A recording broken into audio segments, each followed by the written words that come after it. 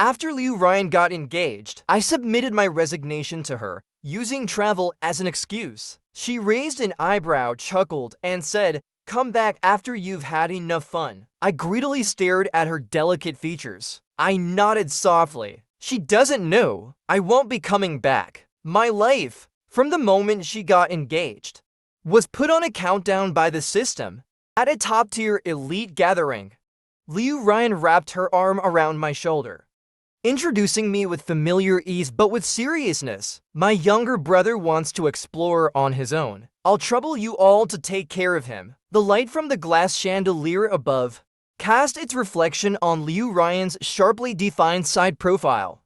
As a friend, she has done all she could, but I am filthy and despicable. Liu Ryan will never know.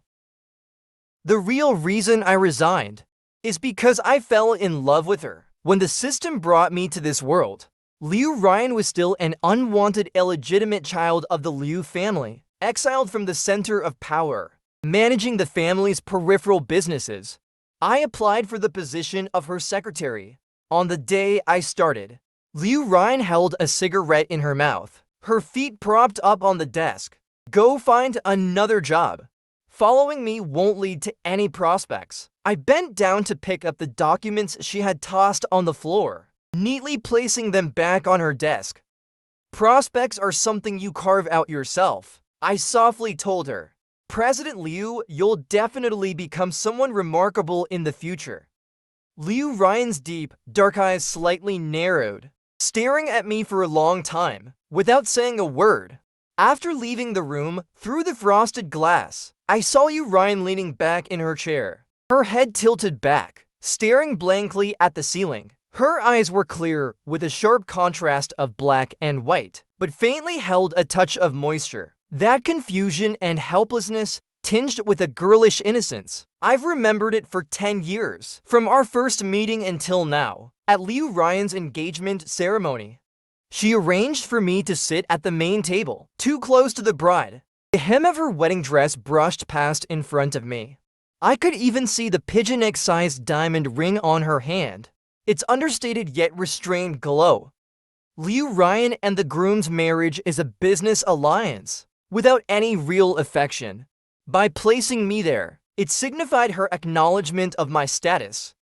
Just like how she introduced me at the elite gathering. "My younger brother, please look after him. She will always reserve a place for me in her heart. But it will never be love."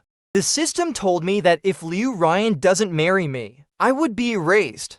"Go ask her," the system urged. "She agreed to marry you." I smiled faintly. "Whether she loves me or not, or whether she marries me or not, it's her choice. Accompanying her for 10 years doesn't mean she owes me a marriage." I dislike the moral coercion that says just because I stayed by her side, she must love me. The system sighed. A cold mechanical voice echoed. Blood-red numbers glared before my eyes. Only 30 days left of my life.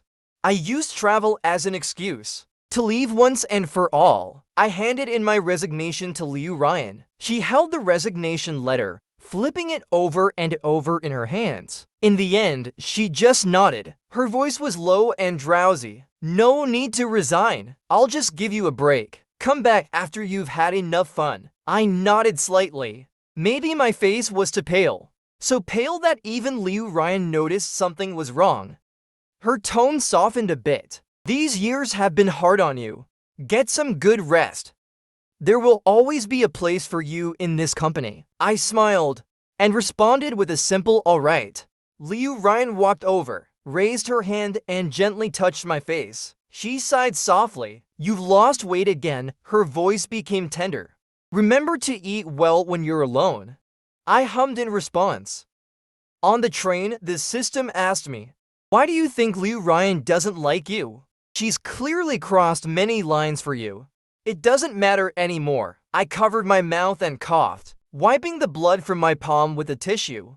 I looked about the window, my eyes reflecting the faint glimmers of stars. "I'm heading to Dali. I heard it's beautiful there, filled with roses." There was a time when Liu Ryan and I were out on business and got turned away by a potential partner. That night, we huddled under a bridge for warmth, We held each other tightly, shivering in the cold. Our bodies trembled uncontrollably. Liu Ryan's lips were close to mine. She gritted her teeth and told me, "Joe Chen, when I make it big someday, I'll treat you well. You stick with me. We'll live in luxury and have everything we want. No matter where we go, we'll walk with swagger." But the smile on my face slowly faded. I swallowed the bitterness in my mouth. Suddenly, I felt a pang of regret. I love roses so much. Yet in the end, I'm going to die without ever truly enjoying them. Never once have I received red roses. Curling up my body, with reddened eyes, I thought, when I get to Dali, I'll buy myself a big bouquet of roses. The reddest and most gaudy kind. The kind that makes people feel better just by looking at them. I slowly closed my eyes. When I arrived in Dali, the moment I stepped out of the train station, I saw a reserved girl in a wrinkled suit, holding a sign waiting for me. I froze for a moment, then walked over. She was the assistant of Liu Ryan's supplier in Dali. President Liu specifically instructed us to take good care of you. Liu Ryan doesn't have strong ties with the Dali side, so it must have taken quite some effort to arrange this. I quietly stared at her for a few seconds, then politely declined. "No need. I want to wander around alone. Mr. Joe, you don't have to inform Liu Ryan." I smiled at her. "Just tell her I'm having a great time and that I'm really happy without any issues." In my final month, I no longer want to be entangled with her. I found a bar in Dali and stayed there. Having lived obediently for 2 lifetimes, facing death, I wanted to taste the feeling of reckless indulgence. When the bar quieted down, I wandered through the small town with an umbrella. I picked a photography studio and decided to have a photo taken of myself. I asked the retoucher to make it look even more beautiful, even more perfect. I smiled gently at the camera.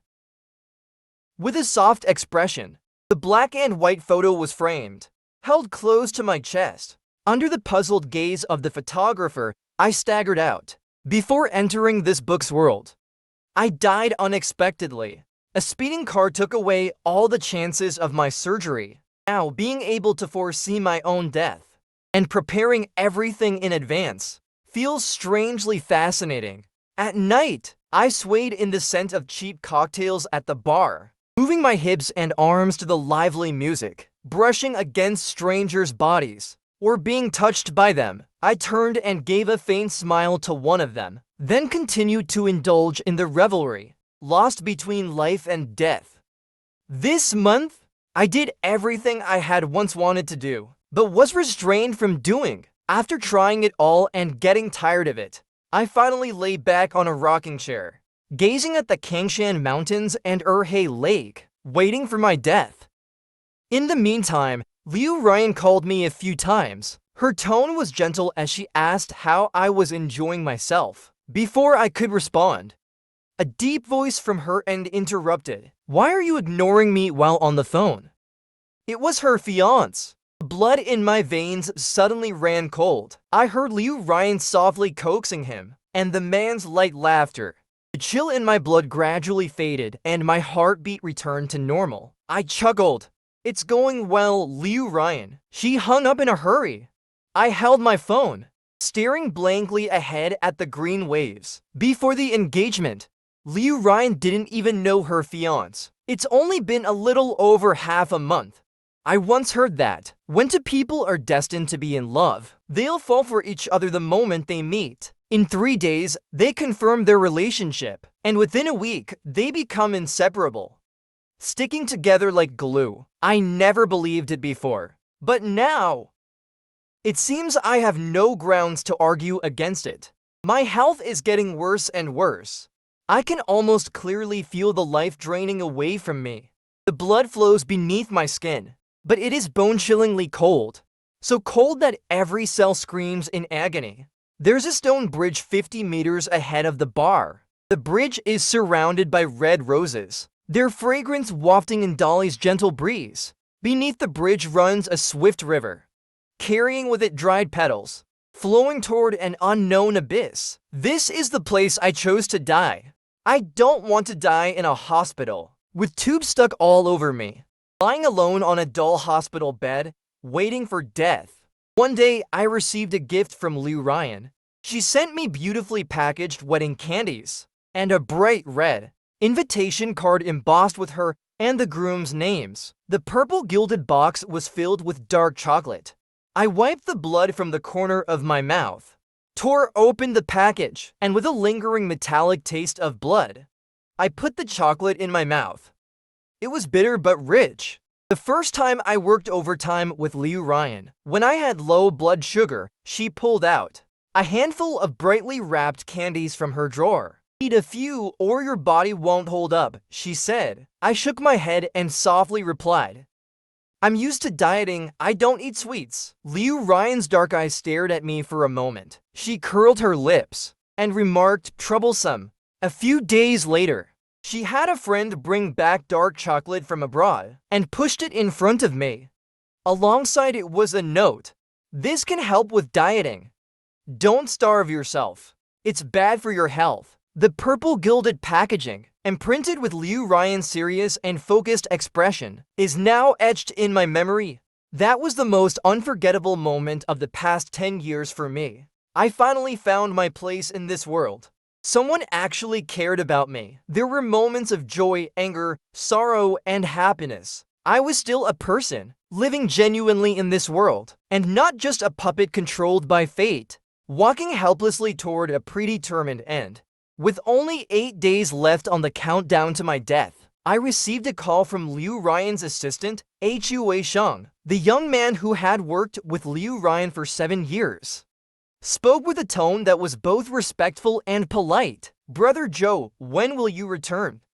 There's some work that needs to be arranged as soon as possible. I grabbed a handful of Dali's dirt and carelessly tossed it into the sky, replying casually, I'm not going back. Make arrangements and find someone to replace my position. Hui Sheng's voice carried a hint of concern. She cautiously asked, are you not planning to return at all? Yes, I told her. Don't tell Liu Ryan yet. I pressed my lips together. Hui Sheng was an assistant I personally trained, who has followed Liu Ryan for 7 years, and accompanied me for 7 years too. I wanted her to handle my final affairs, but the words got stuck in my throat, and I didn't know how to say it. In the end, I could only sigh. I'll send you an email in a week. Follow the instructions in it. I told her, Hui Sheng, keep pushing forward. And if you get married, don't forget to burn some joss paper for me. I realized that saying this wasn't really appropriate, so I stopped myself just in time. I gave her an apologetic smile. Just keep working hard in the future, alright? Perhaps it's because I'm nearing death. In recent days, I keep dreaming of things from my past life. I dream of my father, his suit outlining his elegant figure, with fair skin, resembling the most dazzling nobleman in the palace. It's a stark contrast to how he ended up on his deathbed, reduced to just a bony frame, dried out like withered wood. The woman he loved for a lifetime, the one he willingly became a third party for, never showed up by his bedside in the end, no matter how many times he called, crying hoarsely and pleading for her to come see him one last time. She coldly responded, you deserve this. Just go ahead and die. After all, staying alive only brings harm to others. When she said those words, I was sitting by the bed peeling an apple. The fruit knife slipped, slicing into the tender flesh of my hand. Blood flowed out, which I wiped away without any expression. He cried hysterically. I quietly watched for a while, finding it absurdly funny. I went downstairs to buy more apples. As I walked onto the street, the traffic light turned red. A drunk truck driver, unaware, stepped on the gas, on the shattered glass. I saw my body being flung away, my face frozen in terror. In that last moment before death, my mind was filled with thoughts of that man. Even he didn't want him anymore. How would he go on living? 3 days left on the countdown to my death. Perhaps it's a final burst of energy before the end. I suddenly felt the strength to move, wrapped in a long coat, with lips painted and hair gelled. I wandered aimlessly down the cobblestone road. Street vendors were making sugar figurines, their delicate hands crafting intricate designs. A little boy stared at the sugar figurines with envy in his eyes, tugging at his mother's sleeve. His mother, worn and weathered, bent down, tears falling. "We need to save money for Daddy's treatment, sweetie." I walked up and bought a panda-shaped sugar figurine, handing it to the boy. He timidly looked up at me with his pale little face and called me brother. The woman hastily thanked me. I watched them as they walked away. Feeling tired from wandering, I decided to head back. But just as I turned around, there, on the steps of the town hall, I saw a face I absolutely did not want to see. Hu Sheng spotted me, excitedly running over. "Brother Joe, President Liu is inside. I'll take you in." I cut her off. "Why are you all here?" "There's a forum happening here. President Liu was invited to attend," Hu Sheng explained. Then asked, "Brother Joe, where are you staying?" I checked all the lodging records in town, but couldn't find you. Bars aren't considered official accommodations, and I forgot whether I even registered. I tightened the coat around me and slowly told her, "Hu Sheng, can you not tell anyone about me being here?" "Not tell who?" Liu Ryan's calm voice cut in. I immediately fell silent. The moment I saw Liu Ryan, it felt like my worn-out organs started to warm up again, and my blood regained its warmth, flowing through my veins, pulsing with every beat of my heart. I stood still, looking up at her quietly. It's been a month since I last saw her, yet she hasn't changed at all. Her suit is immaculate, her leather shoes polished to a shine, and her tie is perfectly knotted at her chest. Still glamorous and full of vigor, confident and poised, she looked at me, frowning. "Why have you lost so much weight? Haven't been eating well?" I shook my head. "Maybe it's just not adjusting well to the local climate." "Did you go to see a doctor?" "No need, I'm fine." She raised her hand as if to pat my head, but I tilted my head to avoid her touch. Her arm paused for a moment. Then she casually retracted it. She smiled lightly. "When are you planning to return?" "In a couple of days." I looked down. "I really like it here.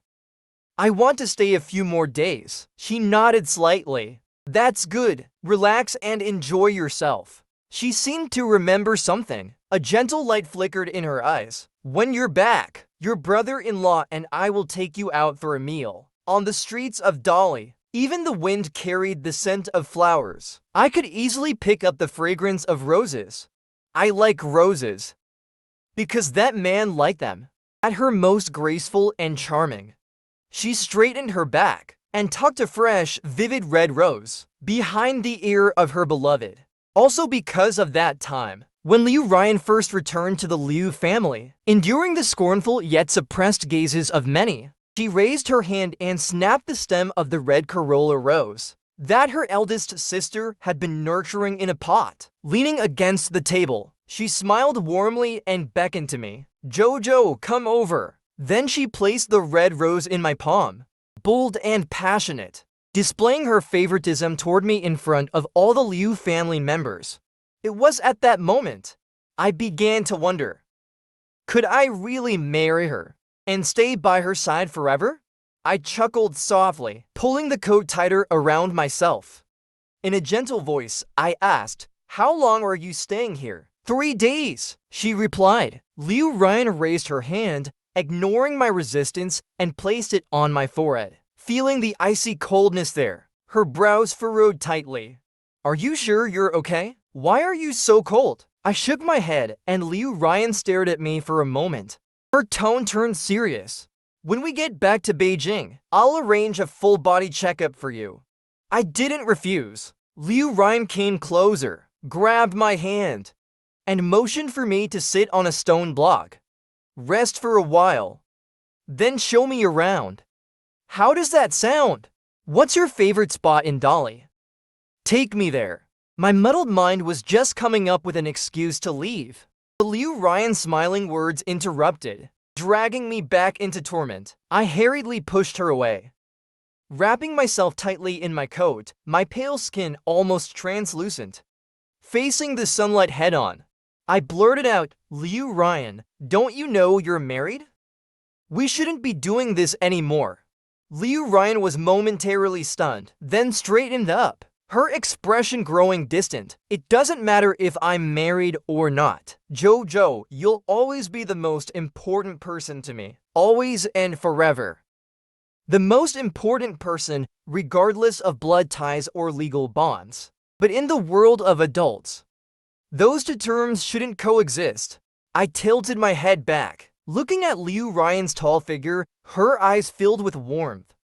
Suddenly, I didn't want to pretend anymore. I asked her, "Liu Ryan, do you know that I love you?" Of course Liu Ryan knows. She's always known. I'm not a very good actor. I can't hide my emotions, nor can I conceal the overwhelming love I feel for her.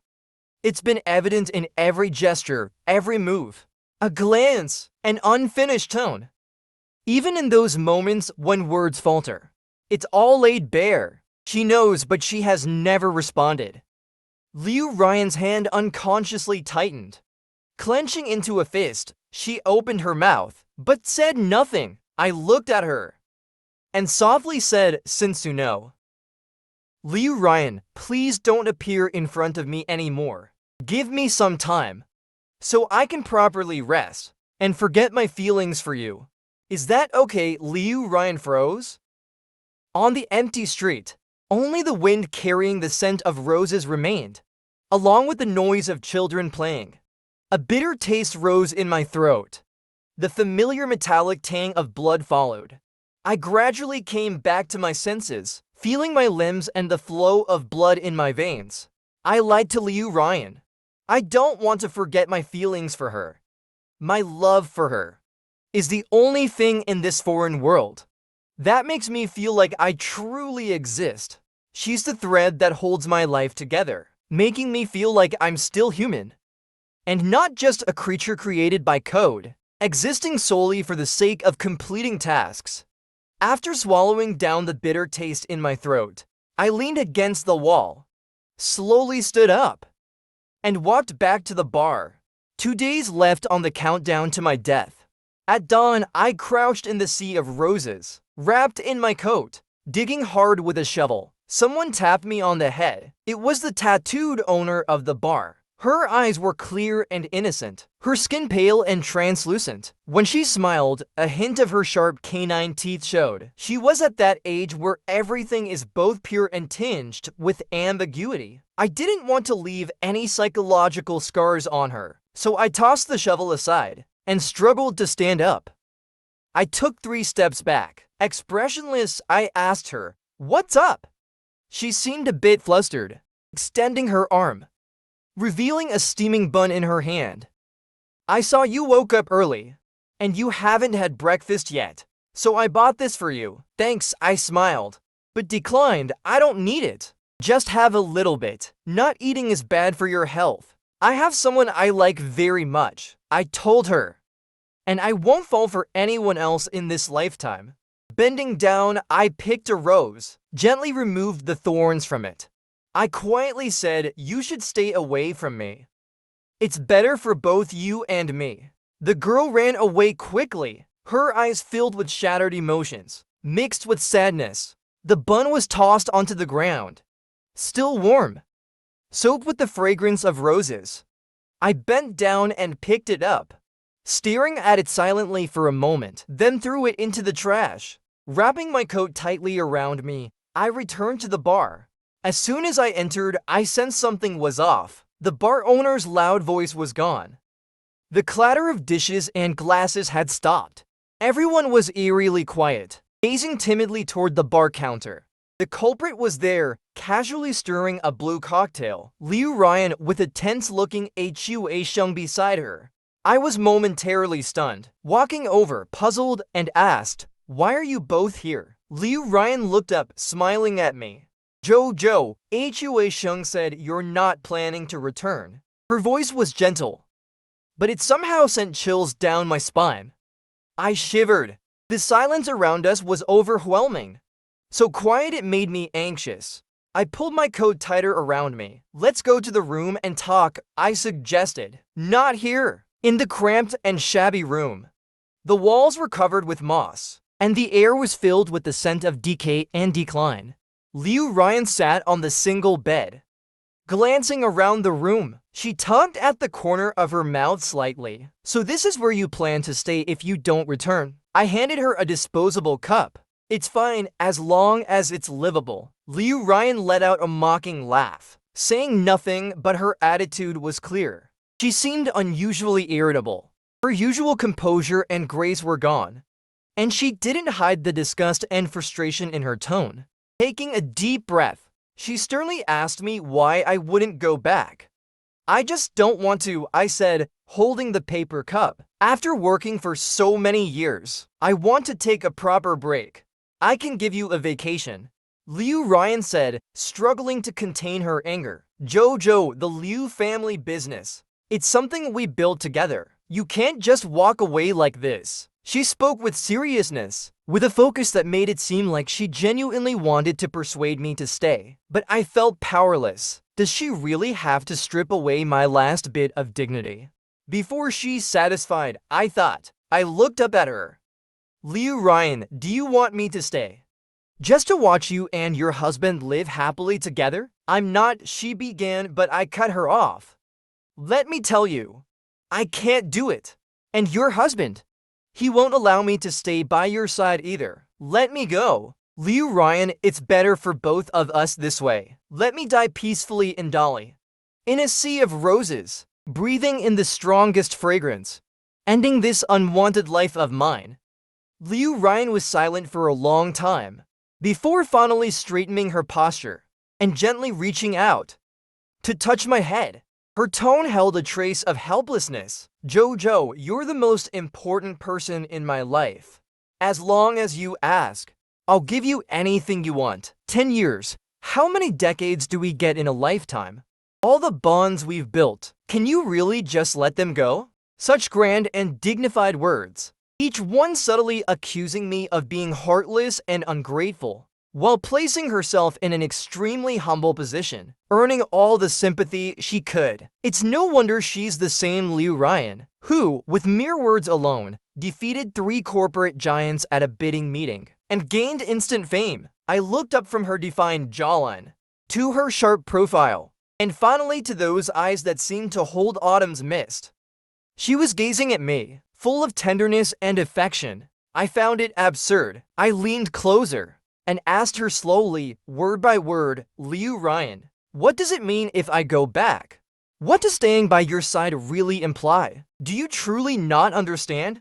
You know very well that I love you. And as your secretary who's been by your side for 10 years, my position would become incredibly awkward after your marriage. Yet you pretend not to see it or hear it, only blaming me for being unfeeling. An almost absurd thought crept into my mind. She knows everything.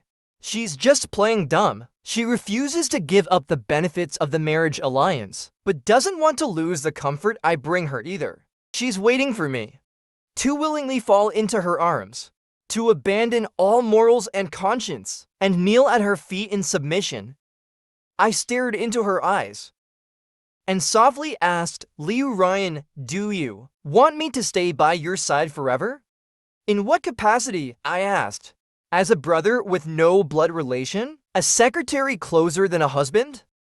Or a secret lover hidden in the shadows? Her face turned deathly pale in an instant, and for once, her usually calm eyes showed panic. She really had thought about it that way. She wasn't as noble as I once believed. I let out a low, bitter laugh, and with all my strength, I slapped her across the face. I watched as her body tilted, her expression feigning innocence, while blood rose up my throat, bringing with it an overwhelming sense of nausea and despair. I wiped the blood from the corner of my mouth and coldly said, you want it all, don't you? Liu Ryan, you're truly disgusting. Liu Ryan lowered her head, saying nothing for a long time. After a while, she softly said, I'm sorry. I never intended to make you my lover. But I can't deny that when I considered how to keep you by my side forever, That thought did cross my mind. I feel ashamed for such a despicable idea. But Jojo, her voice trembled, I sincerely want to keep you close. You are the most important person in my life. You always will be. I closed my eyes and let out a miserable laugh. Liu Ryan, do you really believe that no matter what you do, I'll never leave? That I'll always follow you willingly, like a shadow asking for nothing in return? When she agreed to the marriage alliance, she never imagined I would be so resolute about leaving. Maybe she expected me to be sad, but just to hide away and cry a bit. Then she'd coax me back. And nothing unexpected would happen because I've always been steadfast, always unwavering in my loyalty to her. So you don't think you need to care. How absurd that is. Liu Ryan didn't deny it. She just softly said, in these 10 years, I faced a lot of betrayal. They all used me as a stepping stone and turned to someone else. Only you have stayed by my side from beginning to end. Before the engagement, I didn't realize how much this marriage would bother you, to the point where you'd want to leave because of it. Jojo, if breaking off the engagement would make you stay, I'm willing to do it anytime. It's only when she realized I was truly leaving that Liu Ryan started trying to fix things. She quietly employed negotiation tactics, observing my reactions without showing her hand, calculating how to achieve her goal, while maximizing her own interests. Growing up in an orphanage, lacking basic moral education, perhaps even now she can't comprehend why a marriage without any emotional foundation, just a legal contract bound by a red booklet, would make me so determined to leave. I forced a smile. Suddenly, Liu Ryan reached out and grabbed my wrist, ignoring my resistance, pushing up my sleeve, revealing the scar on my elbow. The once vicious, deep wound is now just a faint, thin line under my skin. Gently stroking it, she whispered, Jojo, standing where I am now, I have countless ways to make you stay. Threats, confinement, even intimidation. You care about many people.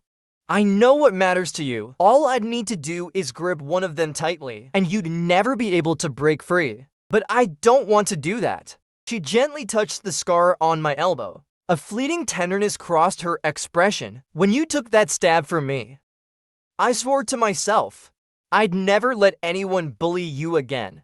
Not even myself. Her deep, dark eyes locked onto mine. Her voice soft, but leaving no room for doubt.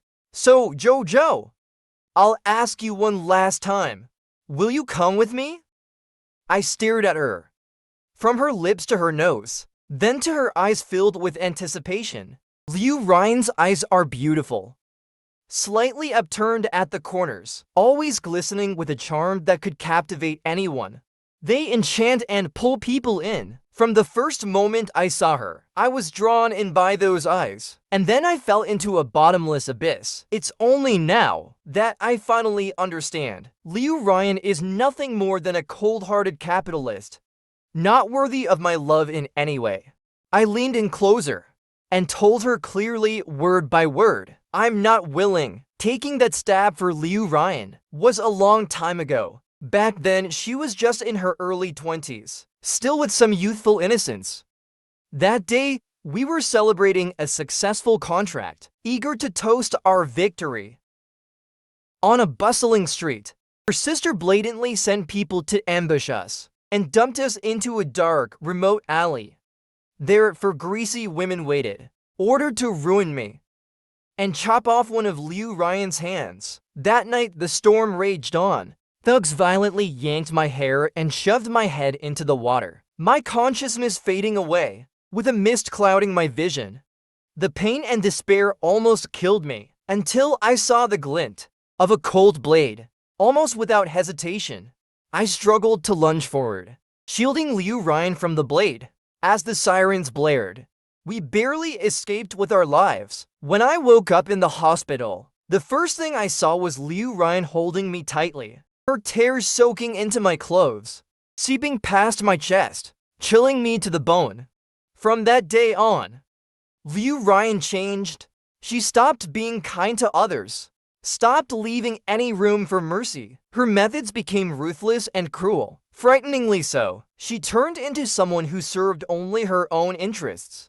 A complete and utter businesswoman. When Liu Ryan agreed to the marriage alliance, she once told me, "The Su family has deep roots abroad. I need to leverage their power to reach a higher position." Back then, I asked her, "So, even marriage is just a tool for exchanging benefits?" Liu Ryan laughed and said, "Why not? What's wrong with that?" What could I say in response to a Liu Ryan so deeply corrupted by power and money? I found myself unable to argue my sincere beliefs. In her eyes, seemed like a child's make-believe game, naive and utterly insignificant. Liu Ryan ended up imprisoning me, for bodyguards took turns guarding the door, refusing to let me leave.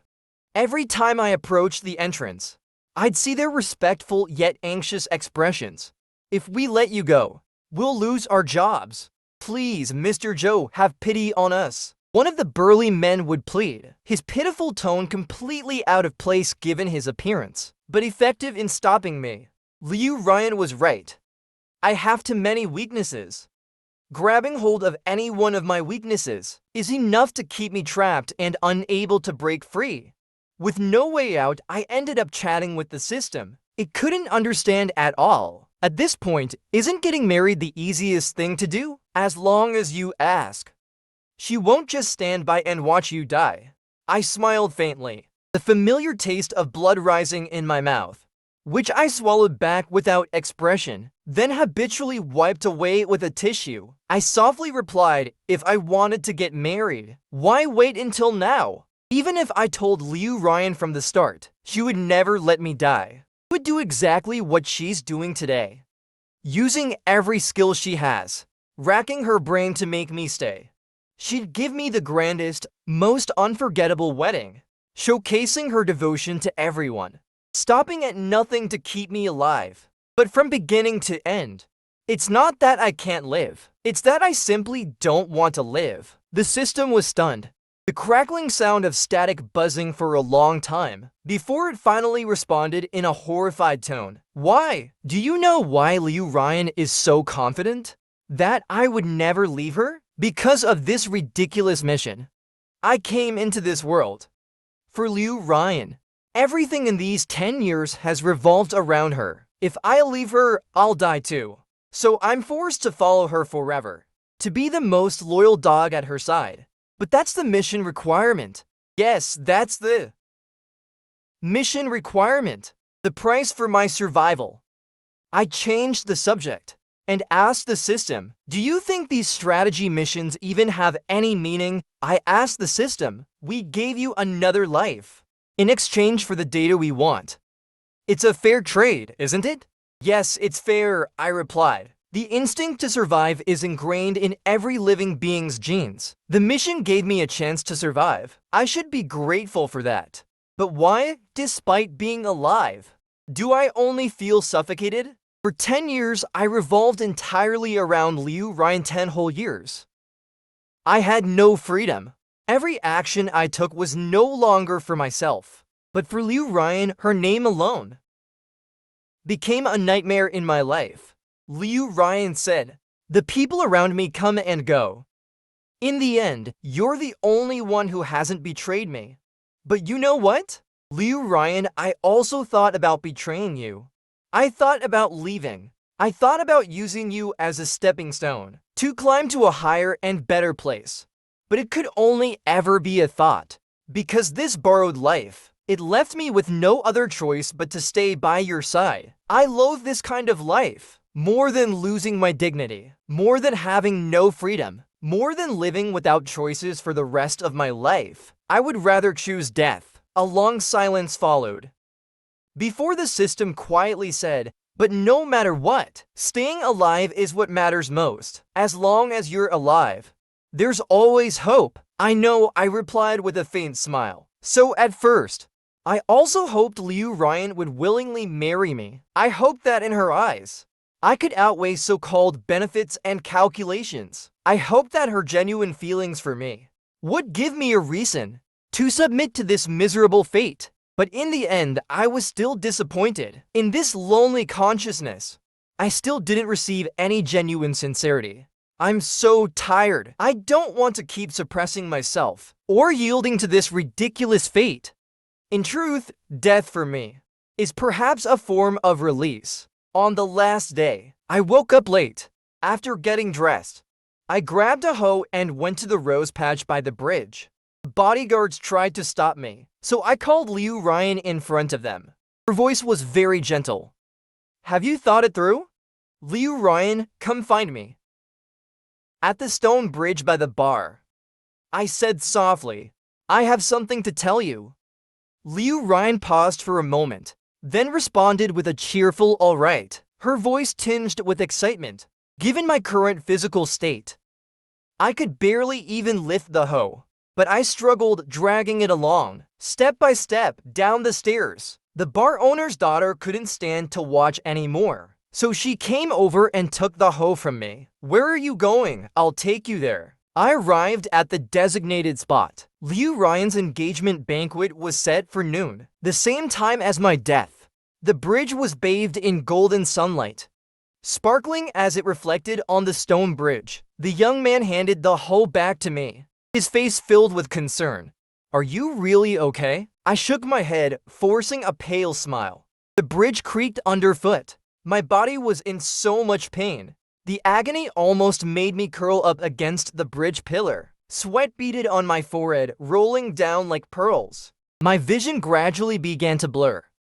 I bit my lip, the blood rising from my throat mixing with the blood from my bitten lip. All of it blended together, leaving my body icy cold. I took a long moment to compose myself. Using the bridge pillar for support, I slowly stood up, wiping away the sweat from my forehead and the blood from my lips, forcing my body to keep going. I loosened the soil around the roses with the hoe. Then I knelt down to kiss the thorns, feeling their rough texture. Out of the corner of my eye, I saw Liu Ryan appear on the other side of the stone bridge. She hurried toward me, her face filled with worrying. Why do you look so pale?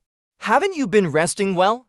She supported me, her eyes openly showing her anxiety and concern, as if the me in front of her was truly her cherished treasure.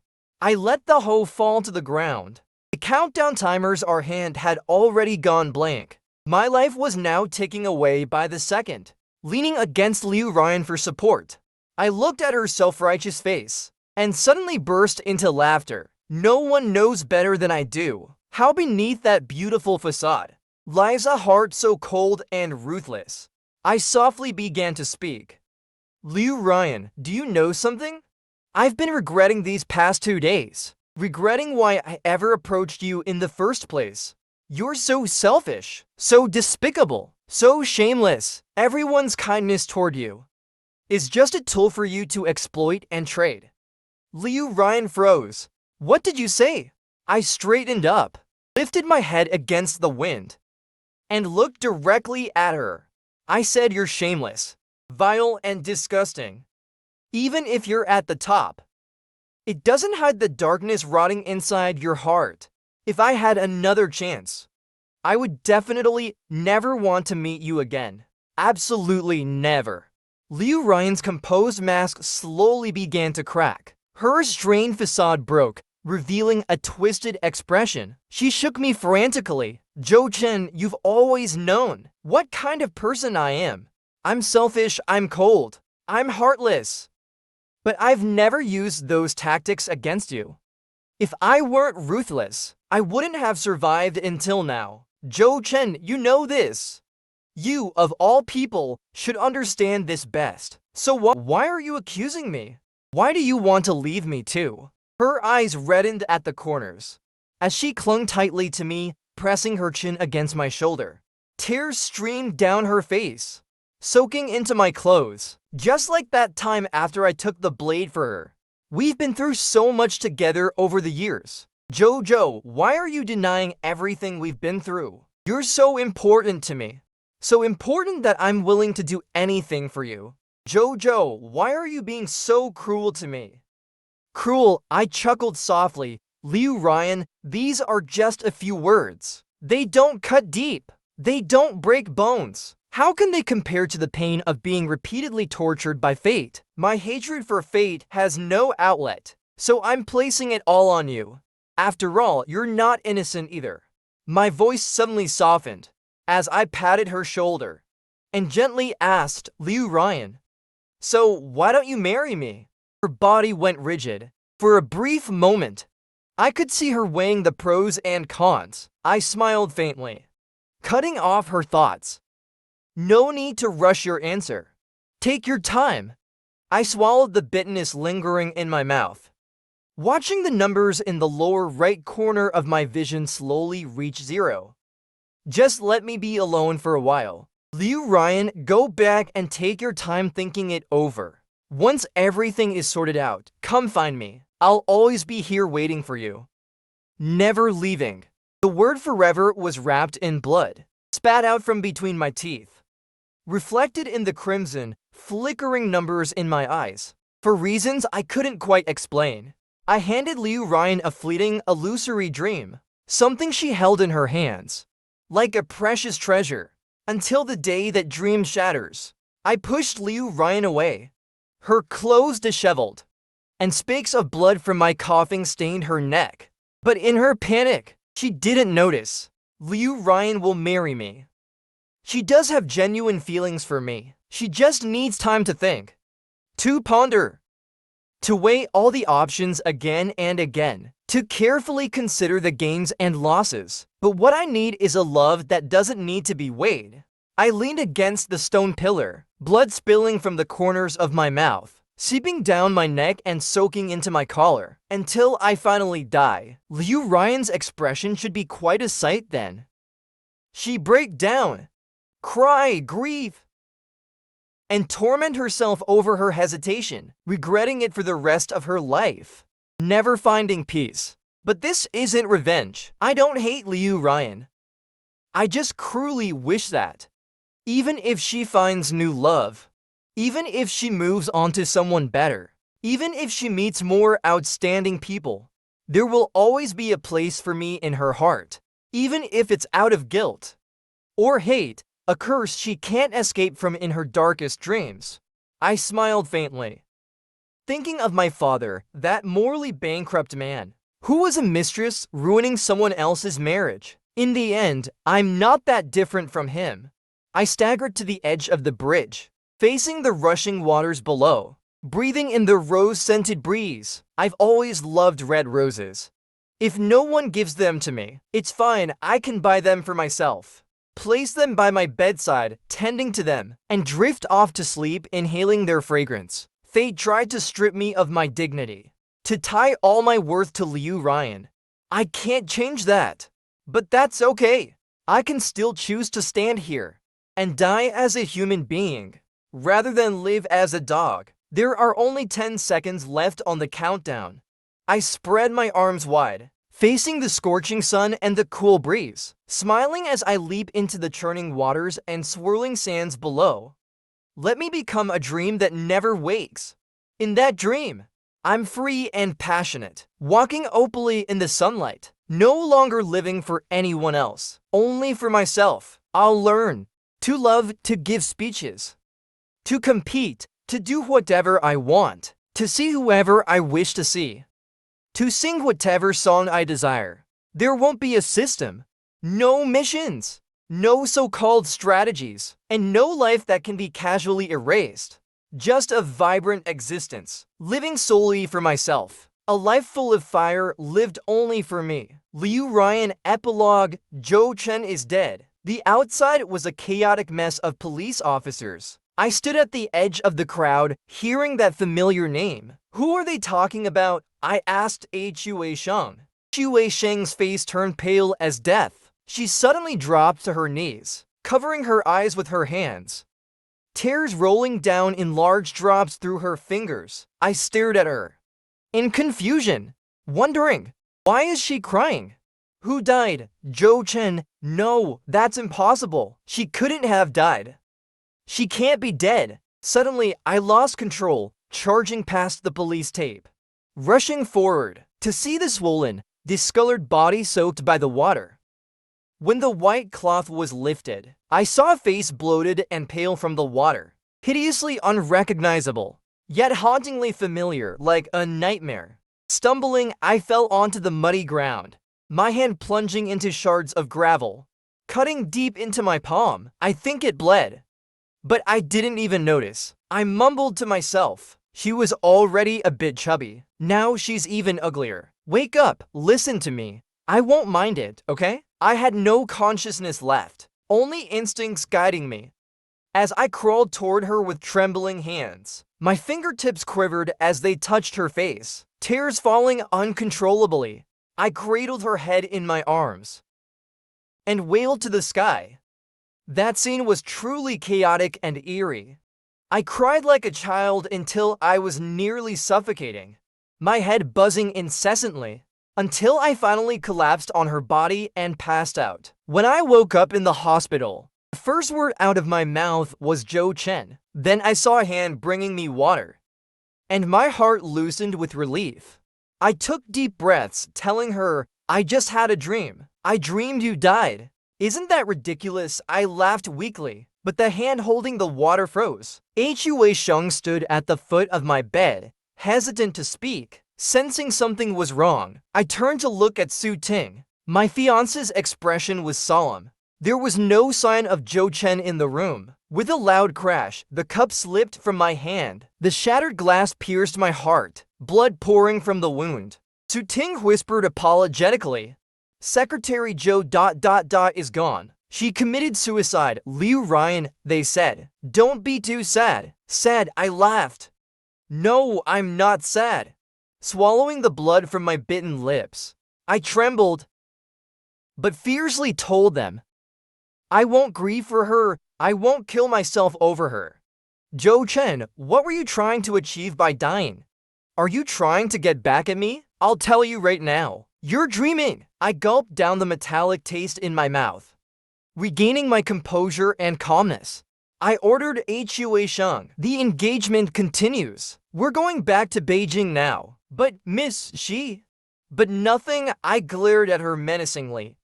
We're leaving this instant, right now. I need to get away from this cursed place. Zhou Chen wanted me to marry her, told me forever, then turned around and died the next moment. What was she thinking? Trying to make me regret? Trying to use this to take revenge on me? How ridiculous. Even if she's dead, I'm still on top, still enjoying the finest things in life. With just a wave of my hand, countless women would flock to me, more beautiful than her, more innocent with bigger eyes, perfect noses, all shapes and sizes. I can have them all. And she's stuck rotting in the dirt, being eaten by worms. The one who should regret, the one who should be punished is her. Anger burned inside me as I raised my hand and swept everything off my desk, including the succulent plant Zhou Chen bought, her favorite black pen, and the vase she carefully arranged. The room was in complete disarray. I collapsed into my office chair, covering my eyes to hide the tears about to fall. Zhou Chen, you can't punish me. I won't regret it. Absolutely not. I deliberately kicked her out of my life. Hui Sheng, Su Ting, all those business partners, I forbade them from mentioning her ever again. During that time, Zhou Chen truly disappeared from my life.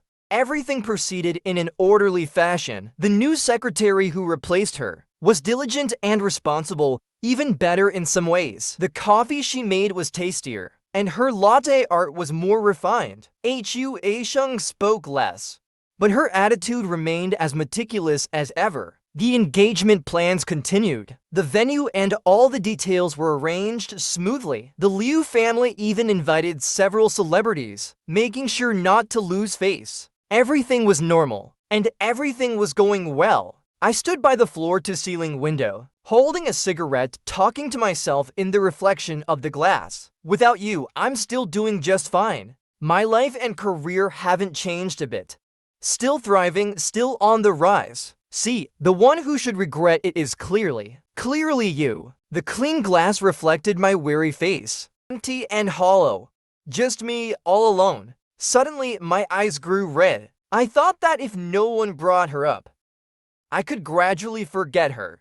I thought that erasing all traces of her would make it easy. I thought forgetting her would be simple. Until that day, Suting asked me to accompany her to pick out suits. I had nothing else going on, so I went. When Suting came out in the outfit she tried on, I glanced at her casually. From her shoes up, something just felt off. The legs could be longer. The waist slimmer. The cheeks could have a bit more fullness. The eyes should slant upward at the corners. And the lip color wasn't quite right. She liked magenta best. She even used to pester me to help her choose the right shade. Suddenly, I realized, who am I thinking about? My breath hitched in my chest. And without thinking, I turned and walked away, ignoring Suting's calls behind me. I got into the car, gripping the steering wheel tightly. I closed my eyes, forcing my heartbeat to steady. Just this morning while brushing my teeth, I was thinking, I haven't thought about her much lately. I must be close to forgetting her. Why does she still linger like a ghost, seeping into everything? A sudden wave of frustration hit me, and I slammed my foot on the gas. I sped along the winding mountain road, the windows fully rolled down, the fierce mountain wind whipping inside, cooling my sweat-covered forehead. Back when I was struggling, she often joined me here for these wild drives. Though she was terrified, her fingers turning white from gripping the seat belt, she still pretended to be calm. Back then, she would tell me, "Everything will pass. You just have to keep moving forward." Yes, everything will pass, including forgetting you. I parked the car at the mountain's peak, squatted down, and smiled at the morning glories by my feet. Out of habit, I plucked one and held it behind me. You always like these thorny flowers, but no one reached out to take it. I froze. Even the wind in my ears stopped, and the stream below seemed frozen in time. In that moment, the blood in my veins turned ice cold. I blamed it all on being sentimental. The day after the wedding, I took my assistant abroad right away. The barrage of calls from Zoo's family annoyed me to no end. I finally picked up Suting's call and snapped, "I'm not dealing with your nonsense. Don't bother me." Suting went silent in fear. In this circle, who's really clean anyway? I sneered. It was the perfect time to explore new markets abroad. The work was plentiful and kept me busy. I worked overtime every night, barely getting any sleep in the office.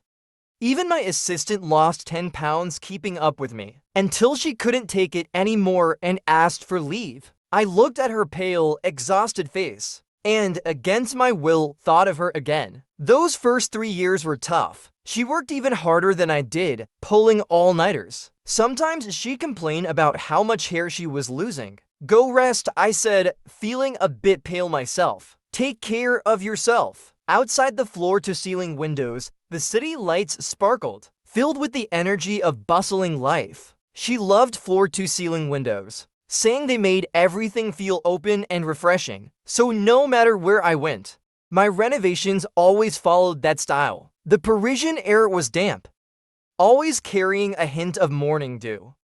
The scent alone reminded me of her. She hated humidity, always needing the chef to dry things out just right. Even though she never came to Paris with me, standing on the Champs-Élysées, everything I saw seemed to carry her shadow. Her laughter, her playful teasing, her tugging on my hand, swinging it as she'd say she wanted ice cream. But when I bought the most expensive ice cream and turned to hand it to her, she was suddenly gone. Like her image from just a moment before. Her playful whining, all just figments of my mind that I can't let go. The ice cream melted in my hand, sticky and messy. I stood there silently for a while, then lowered my head and took a lick. "So sweet, weren't you on a diet, avoiding sweets? How could you eat something this sugary? You should wake up and tell me, okay? Wake up! Please! Come back to me." I invested in research for sugar-free milk tea and yogurt, and even planned to open a factory producing sugar-free products just for you, as long as you wake up. "Whatever you want, I'll give it to you. Is that okay?" Tears welled up unknowingly, tickling my nose as they built up, a few streams of tears running down my cheeks. I couldn't even be bothered to wipe them away. Suddenly, I felt drained of all energy. I'd been desperately trying to forget her, eager to prove that she was just another person in my life. I wanted to prove that her death wouldn't affect me at all, to cover up my fragile pride. But who would believe that? Hu Aisheng Su Ting. Even the business partners. They all avoided mentioning her, looking at me with pity. Yes, pity. For someone in my position, to be pitied by others, it's truly laughable. I crouched down, clutching my chest. It felt so empty, a hollowness that made me ache. Tears fell down, resting on the corner of my lips, sliding down my throat. The bitterness seeped into my heart. When I lifted my head, I thought I saw Zhou Chen. She stood there, wrapped in her cloak, looking at me with those calm eyes. After a moment, she reached out her pale hand toward me. I felt so wronged, refusing to take it. I kept staring at her face, searching for comfort, hoping she'd console me, say something to me. But she just turned away, shaking her head. Her voice was gentle, but it was icy cold too. Liu Ryan, no one's going to stay in place waiting for you. In an instant, her figure vanished. I lunged forward to grab her, but fell onto the cold marble floor instead. My forehead hit the ground, splitting open. One of my glasses lenses popped out. The world spun in a dizzying blur. Yet I still stubbornly reached out, searching for her. I bumped into a lamppost, hit a rock, and stumbled into a flower bed crawling with bugs. In the end, I knelt on the ground, looking up at the sky, letting the mixture of blood and tears seep into the corners of my mouth in hopeless despair. Everyone always told me that time could heal everything. I believed them, starting from that night in Paris. Zhou Chen became my unspoken taboo, a name no one dared to mention. I buried myself in work, trying to convince myself that as long as I stayed busy, I wouldn't feel the heartache she left behind. It took me 10 years to reach the highest position possible, standing in front of the floor-to-ceiling windows of the company's top office. Below me lay wealth, power, endless flattery, and praise. All the things people envy and covet. 10 years, I thought to myself, if I were to see Zhou Chen again, I could calmly say to her, "See, even without you, I've done just fine. I got married, my career is flourishing." But there she was, standing there in a white suit, quietly watching me. Then she stepped forward, lightly tugging at the hem of my dress. In that instant, I crumbled completely. Years of experience taught me that emotions, joy, anger, greed, desire, love should always be restrained, never displayed in front of others. But as I held her, I couldn't stop the tears. They streamed down uncontrollably. My arms moved on their own, desperately clutching her, wanting to pull her into me, wishing I could fold her up and tuck her into my pocket, never letting her leave again. I regret it. I truly regret it. She told me more than once that there are things in this world far more important than profit. It was I who ignored her. It was my misfortune, my arrogance and pride. It was me who drove her to her death. She should hate me. She should resent me, despise me. She should wish to grind my bones to dust. But it's fine. I'll accept it all, as long as it gives her peace. But after investing so much into appeasing wandering spirits and gods, can I shamelessly ask for one thing? A next life with you, would that be possible? After a day of monotony, I found myself wandering to Dali, standing by the stone bridge where she jumped. I stood there, lost in thought. She was always afraid of the cold, so what was she feeling when she leapt into those icy waters? She hated pain. I wonder if, as the water filled her lungs, she curled up and tried to scream for help, or cried out in pain. I climbed over the bridge railing, standing on the edge, looking down at the roaring currents below, swirling with petals of red roses and jagged rocks scattered across the riverbed. I could almost see her closed eyes, and the faint smile on her lips. She spread her arms wide and fell straight down. I took a step forward, a feeling of weightlessness pounding in my head. A wave of dizziness washing over me. 10 years I've been alone in this world for 10 years. Time hasn't erased my feelings for her. Instead, it's made her every word, every smile, every movement linger even more vividly in my mind, crystal clear. For 10 years, every time I woke up in the dead of night, every time nightmares tormented me, I curled up holding her photo, mumbling and reliving our memories. Joe Chen once told me, "No one can't live without someone else." Back then, I nodded in agreement. But now I want to tell her, no, without you, I really can't live. So can you please have pity on me in the next life?